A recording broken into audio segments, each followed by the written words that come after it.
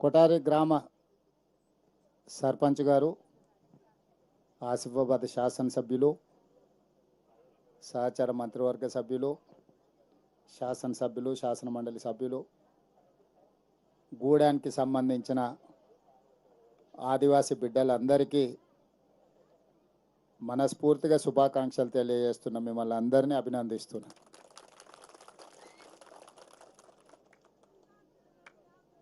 ఆదిలాబాద్ అత్యంత మారుమూల ప్రాంతము, అత్యంత వెనుకబడిన ప్రాంతం అని చర్చ జరుగుతూ ఉంటుంది.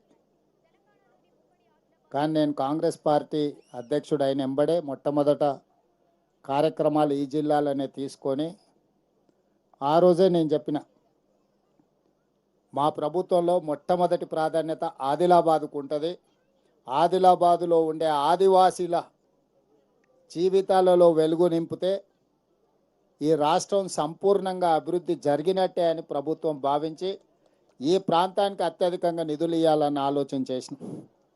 ఈరోజు రాష్ట్రంలో ప్రతి నియోజకవర్గానికి 3,500 ఇండ్ల ప్రకారము మొదటి విడతగా 4,50,000 ఇండ్లు ఇచ్చినాం. ఆ తర్వాత గూడాల నుంచి పటేన్లు చాలామంది నా దగ్గరకు వచ్చిండ్రు.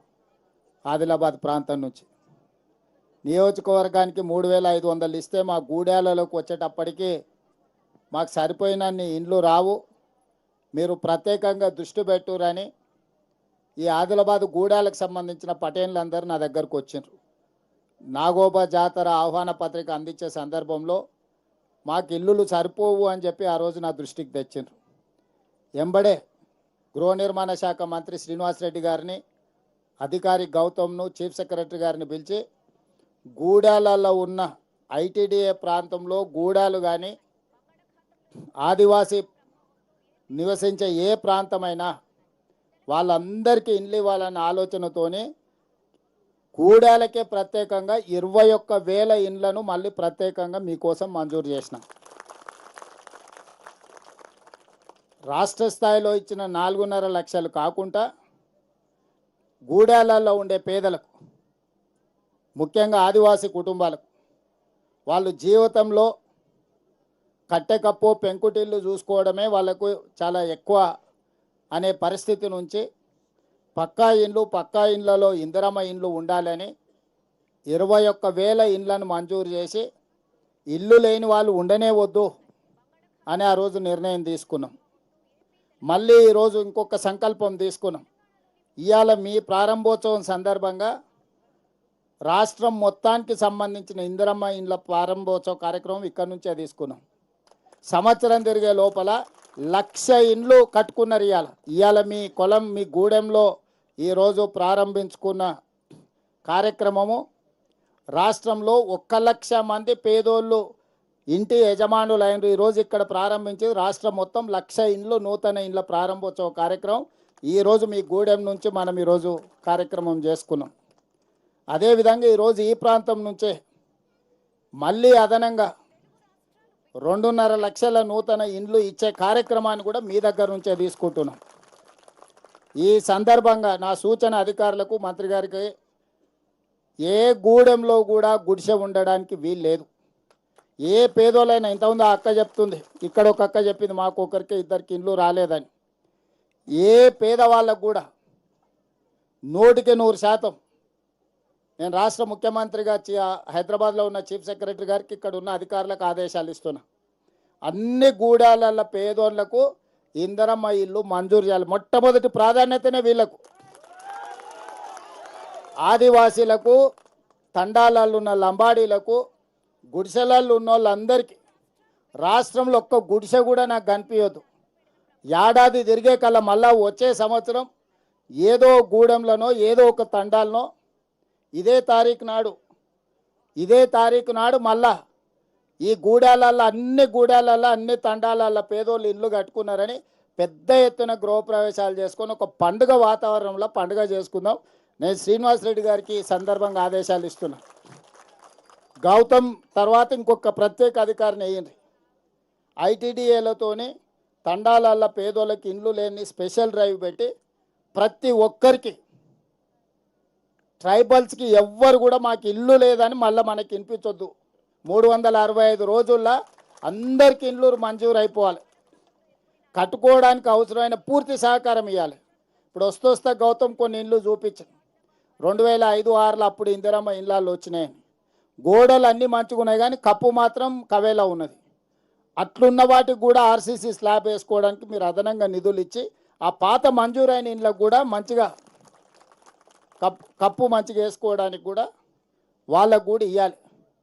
ఈ ప్రభుత్వం మీ పేదోళ్ళ కోసమే ఉన్నది, మీకోసమే ఉన్నది. మీ కష్టం ఏదున్నా ఆదుకునే బాధ్యత ఈరోజు ఈ ప్రభుత్వాన్ని. ఈడు ఇంతమంది మా అక్కలు చెల్లెళ్ళు అందరు ఉన్నారు. సన్నబియ్యం వస్తున్నాయా తల్లి? వస్తున్నాయా? మంచిగున్నాయా? సన్నబియ్యం మంచిగా తింటురా? సంటి పిల్లలకి సన్నబియ్యమే వండి పెడుతురు కదా. కరెంటు ఉచితంగా వస్తుంది కదా ఇంటికి. ఇప్పుడైతే ఇందిరమ్మ ఇండ్లు కూడా వచ్చినాయి కదా. బస్సులలో ఎవరైనా పైసలు అడుగుతుర్రా మిమ్మల్ని? అమ్మగారింటికి పోతురు కదా, అమ్మగారింటికి పోతురు కదా బస్సులో. అమ్మవారిని దర్శించుకోవడానికి జాతరకిన పోయేస్తురు కదా. ఎక్కడొక్క రూపాయి అడుగుతలేరు కదా. రాష్ట్రంలో ఏడిపోయినా మీ పిల్లలు చదువుకునే కాడికి వచ్చిన ఏడిపోయినా ఎవ్వరు అడుగుతలేరు కదా. అందుకే ఇవాళ మీకు 100% సన్నబియ్యం, మీ ఇంటికి ఉచిత కరెంటు, మీకు ఇందిరమ్మ ఇల్లు, మీకు బస్సులో ఉచిత ప్రయాణం, మీ పిల్లల చదువులకు మంచి చదువులు చదువుకోవడానికి. అదేవిధంగా మహిళా సంఘాల వాళ్ళు ఉన్నారా? సంఘాల వాళ్ళు ఉన్నారా? స్వయం సహాయక సంఘాలు ఉన్నారా అక్క? చేయత్తూరు ఎవరెవరు ఉన్నారో? ఇప్పటి వరకు మీకు 5 లక్షలు ఉంది. మొన్ననే మీ సంఘాలకి ఇప్పుడు 10 లక్షల లోన్ తీసుకునేటట్టు పెంచినాం. 5 లక్షల నుంచి 10 లక్షలకు పెంచినాం. 1000 బస్సులు కొనిచ్చినాం మీకే. సొంతంగా కొనుక్కొని బస్సులలో ఆడబిడ్డలు ఉచిత ప్రయాణం కాదు, మీరే బస్సులకు యజమానులు కావాలని ఈరోజు 1000 బస్సులు మీకే కొనిచ్చినాం. మీరే ఆర్టీసీకి పెట్టి 70,000 నెల కిరాయి కింద మీ బస్సులు పెట్టి మీరు సంపాదించుకునేటట్టు చేసినాం. మీ ఆడబిడ్డలకే పెట్రోల్ బంకులు ఇచ్చినాం. హైదరాబాద్లో హైటెక్ సిటీ పక్కన ఇట్లా పెద్ద పెద్ద సార్లు పైసలు ఉన్న వాళ్ళ కంపెనీలు ఉండే అట్లాంటి ఏరియాలో మీకు 3.5 ఎకరాలు 1000 కోట్ల ఆస్తి ఇచ్చి మీ మంచిగా ఇందిరా మహిళా శక్తి ఇక్కడుండే బాగుబాయి కూడా అక్కడ హైటెక్ సిటీ పక్కన ఇప్ప పువ్వు లడ్డు అమ్ముకోవడానికి 150 షాపులలో బాగుబాయి కూడా ఈరోజు మనం అక్కడ షాప్ పెట్టి ఇప్ప పువ్వు లడ్డు అమ్ముకోవడానికి ఇచ్చినాం. ఈరోజు ఈ ప్రభుత్వం మహిళలను ప్రత్యేకంగా గుర్తించి ఈరోజు మీ బాగోగుల కోసమే పనిచేస్తుంది. మిమ్మల్ని అందరినీ చూసిన తర్వాత గృహప్రవేశాలు చేసి మీ అందరి మహిళలతో కలిసినాక నాకు కూడా చాలా సంతోషం. దసరా పండుగ చేసుకున్నట్టున్నది నాకైతే. ఎందుకంటే నేను ఎక్కడున్నా దసరా పండుగకు మా ఊరికి పోతా. మా ఊర్లో ఉన్న వాళ్ళు అందరిని కలుతా. దసరా పండుగ నాటి జమ్మికి పోయి అక్కడనే ఉండి పాలపిట్టను చూసి మా ఊర్లోనే దసరా పండుగ చేసుకొని యాటను కోసుకొని అందరితో కూర్చొని తినొస్తాం. మరి మీరు అందరు గూడెంలో మరి ఇవాళ యాటను కోసిరో లేదో నాకు తెలియదు కానీ కోసిరు ఎవరైనా? మళ్ళీ మేము పోయినాక మంచిగా రాత్రికి యాటను కోసుకొని మంచి దావత్ చేసుకోరు. సరేనా? అందరు మంచిగా సంతోషంగా. ఎవ్వరు రానోళ్ళు, వీడికి వచ్చిన వాళ్ళు ఎవరన్నా ఇల్లు రానోళ్ళు ఉంటే ఎవ్వరు బాధపడకరు. మీ అందరి ఇండ్లు మళ్ళీ కలెక్టర్ అమ్మ వస్తుంది మీ దగ్గరికి వచ్చి ఇండ్లు రానోళ్ళ పేర్లు రాసుకొని మీ అందరికీ ఇండ్లు మంజూరు చేస్తారు. అందరు ఇండ్లు కట్టుకోరు. సగం సగంలో వదిలేయకండి. వదిలేస్తే మా దగ్గర ఇచ్చినట్టు ఉంటుంది, మీకు ఇల్లు ఉండదు. కాబట్టి ఇల్లు తీసుకున్న వాళ్ళు ఒక్కరు కూడా వదలకండి. 6 నెలల మొత్తం ఇప్పుడు కొత్త టెక్నాలజీ కూడా మంత్రి గారు ఇచ్చేసారు. అసలు నెల రోజుల్లోనే ఇల్లు పూర్తయ్యే టెక్నాలజీ తీసుకొచ్చిండు. నెల ఒకవేళ వెనక ముందు ఏమైనా వానొచ్చో ఏదన్నా కష్టం వచ్చో అమ్మగారింటికి పోయేస్తే గిన ఒకవేళ ఏమైనా వాయిదా పడ్డా నెల రోజుల్లోనే ఇందిరమ్మ ఇల్లు ఎట్లా కట్టుకోవాలనో కూడా ఇప్పుడు మంత్రి గారు కొత్త విధానాన్ని కనిపెట్టారు. తొందరలోనే మీ అందరికి ఇండ్లు మంజూరు అయితే మీరందరూ సంతోషంగా ఇండ్లు కట్టుకొని మీ పిల్లల్ని మంచిగా చదివించుకోండి. మీ పిల్లలను చదివించుకోకపోతే మీ జీవితంలో ఏమీ ప్రయోజనం లేదు. ఇవాళ సీతక్క మీలాంటి ఆడబిడ్డని ఆదివాసి బిడ్డ చదువుకున్నది కాబట్టి రాష్ట్రాన్ని నడుపుతుంది మంత్రి. అవునా? అత్రం సుగుణ ఇవాళ లీడర్ అయింది, లేకపోతే కోవ లక్ష్మి గారు ఈరోజు నాయకురాలు అయిందంటే వాళ్ళ తండ్రి వాళ్ళని చదివించిండు కాబట్టి ఇవాళ మీకు అందరికీ నాయకత్వం వహిస్తున్నారు. మీరు కూడా మీ జీవితాలలో మార్పు రావాలి. మీరు కూడా ఇట్లా రాష్ట్రాన్ని నడపాలి. మీరు పెద్ద పెద్ద అధికారులు కావాలంటే మీ పిల్లల్ని చదివించుకోవాలి. చదువు ఒక్కటే మీ జీవితంలో వెలుగులు తెస్తుంది. చదువు ఒక్కటే మీ జీవితంలో అభివృద్ధి తీసుకొస్తుంది. ఇక్కడ ఉండే అమ్మలందరూ నేను అడుగుతున్నా, మీ పిల్లల్ని చదివిస్తారు కదా? చదివిస్తారా? ఓ పూట ఉపాసం పండుకున్నా సరే కానీ మీ పిల్లల్ని చదివించండి. మాట ఇస్తున్నారా? అందరు గట్టిగా చప్పట్లు కొట్టి నాకు మాట ఇరి మీ పిల్లలందరినీ చదివిస్తామని. మీ ఇంటి ఆయన నగదు ఇచ్చిరంటే సాయంత్రం పోయి బెల్ట్ షాప్కి ఇస్తాడు. అందుకే ఇంటి ఆయనకు నగదు ఇవ్వకండి, ఏదున్నా మీ దగ్గరనే దాచుకోండి. మహాలక్ష్మి పొదుపు సంఘాలలో దాచుకొని నగదు మంచిగా దాచుకొని పిల్లలు చదివించుకొని పిల్లలు బాగుపడితే అందరు బాగుపడతారు. ధన్యవాదాలు. రండి రండమ్మా.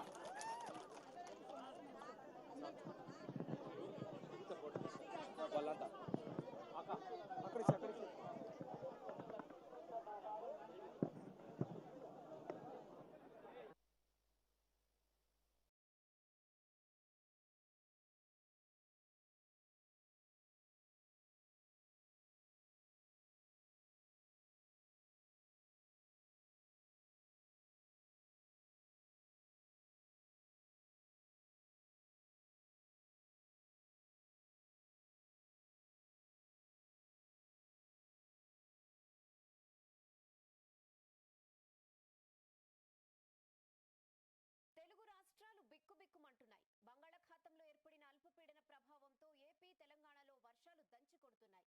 తెలంగాణలోని ఉమ్మడి ఆదిలాబాద్, వరంగల్ ఆన్